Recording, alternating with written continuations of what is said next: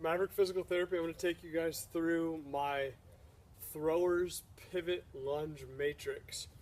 I'll use the throwers matrix as a way to load throughout kind of the transformational zones of throwing and slinging an object. So whether someone likes to skip stones, throw a tennis ball to their dog to chase down, or they love to jam with the old racquetball or a little paddle ball, they swing a little cross stick, or they throw a baseball, make their living as such.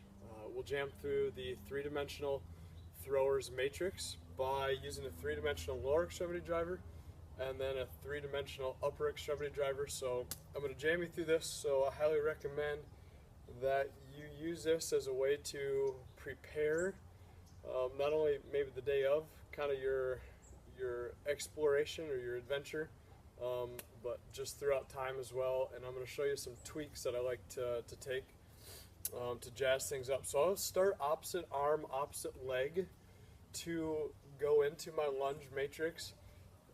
So contralaterally loaded, and then we'll go with this this ipsilateral kind of pivot out of that for another dimension of our loading. So we'll use this teeter-totter-like effect to load the hips, to load the trunk, load the scapulothoracic joint.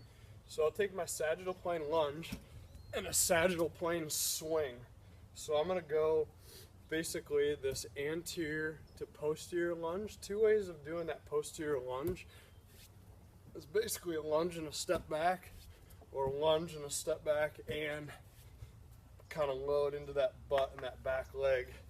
For the throwers matrix, almost typically just take that step back, so it's more of a posterior lunge with more of the weight loaded over my right leg. So same arm, same leg, so right and right. And then with that, I'm going to go side to side, and then I'll add the rotational version of these as well. So I'll start high, abducted, swing down into adduction. So here's my little frontal plane swing, and now we're going transverse plane. So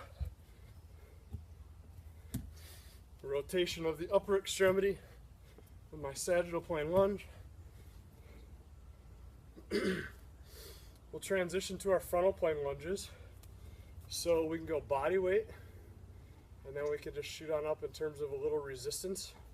So whether it's a little dumbbell, squishy medicine ball, anything from 2 to 3 pounds, 8 to 10 pounds, I would say. We're next going to be using our frontal plane lunges with our pivots. So we're going to go left lateral lunge to a left medial lunge, or an opposite side lateral lunge, whatever you want to call it.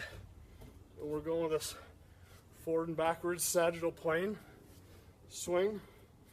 And now it's at our frontal plane swing for the frontal plane lunge. And then we're going to go rotation. So transverse plane, transverse plane,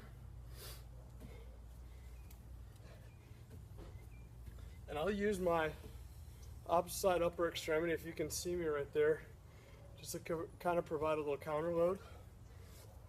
So with a little push and a little row, wind up, twist the hips and the trunk to get a little more disassociation. And then of course the transverse plane, same side rotational, or posterior lateral to an anterior medial or opposite side rotational lunge. I'm going to start with my sagittal, go to my frontal, and then head on into my transverse right here. So I'll start high so that I can take the pivot and run with it.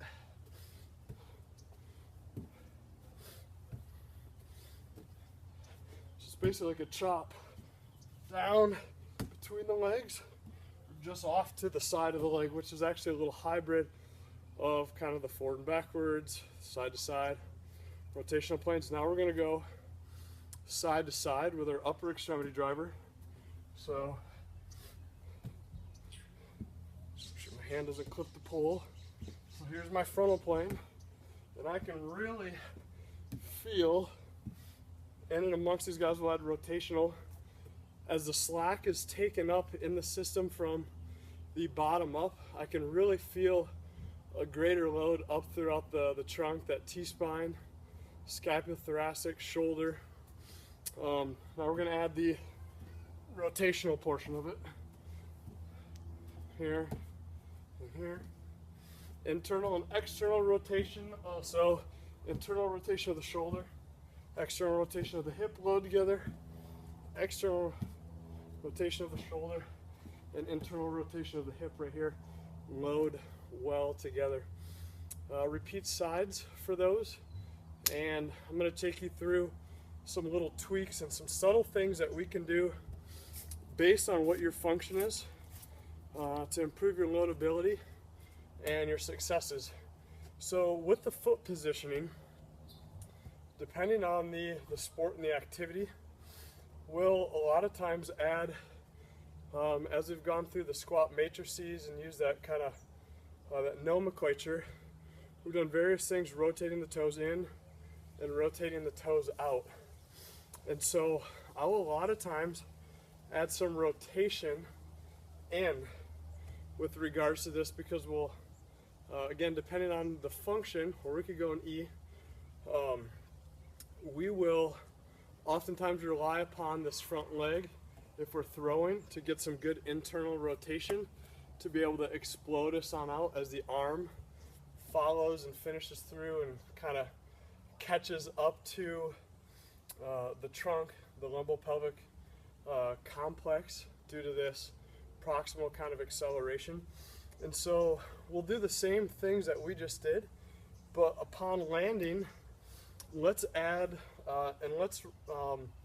add this kind of rotational twist of the foot kind of in. So we'll go boom and boom, boom, boom, and I can feel the butt and the hip load, which then gives provides this kind of this delayed load throughout the trunk further on up. So the loading is taking place where it should be, a little bit more authentically, and then we can add this side to side kind of load. We can add the rotational load. I can feel the butt and the hip being loaded. I can feel kind of the posterior trunk, posterior kind of scapulothoracic joint getting loaded on up. We'll do the same thing here. So we can add this the sagittal plane swing. I can toe in and go side to side with it. So take up the slack in the side to side and rotational plane. And then I can start slinging and singing rotationally. And then the same thing with our rotational and pivot lunges here. So even though I'm lunging posterior laterally, I can go toed in to help further load from the bottom up, and then the top down with the arm. Go rotationally and rotationally. Some of you may be a couple steps ahead of me right now, and that, hey, opposite arm, opposite leg, why couldn't we do same arm, same leg? And absolutely we could. So when we're going opposite arm, opposite leg, we're most typically focusing on maybe the finish of your act, or your activity, whatever that is. So we're near kind of the end or the latter transformational zones, in which if we went opposite arm, opposite leg, we would maybe mimic, or same arm, same leg, we would maybe mimic biomechanically this transformational zone when we finish. But then with the pivot, we can further our success with this loading that would take place before we got to the finish. So it's kind of a cool little way for us to maybe authenticate or change our focus just a little bit with some tweaks. So what I mean by that is we started right arm, left leg, so opposite arm, opposite leg. We're gonna go right arm, right leg now, and then we're gonna go back. So be almost like a TZ2 finish, to, depend on the sport or activity, maybe a 1B or a 1C or a 1.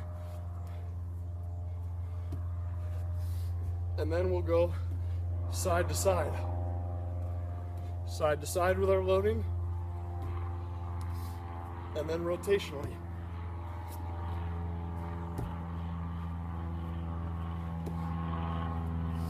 So what we can do then with the frontal and the transverse swing lunges is exactly the same thing. So same arm, same leg as we're doing right now. So we'll start overhead, and maybe with this prefixated crossover position, and then up and overhead. Their opposite side, frontal plane lunge, and then we'll go side to side with our upper extremity driver, and then transverse plane, their upper extremity driver, and then we're going to go rotationally with the lunge, sagittal, frontal, and then transverse with the upper extremity driver. So I'll maybe preset myself in this opposite side rotational lunge with this posterior shoulder overhead reach and a lunge, swing up and overhead. Lunge, swing up overhead. And then let's go frontal with it.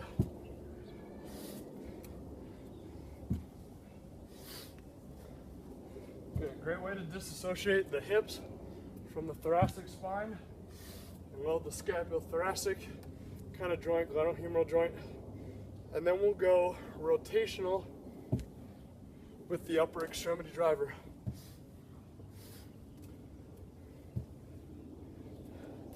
I usually go almost like a little chicken wing with the rotational drivers.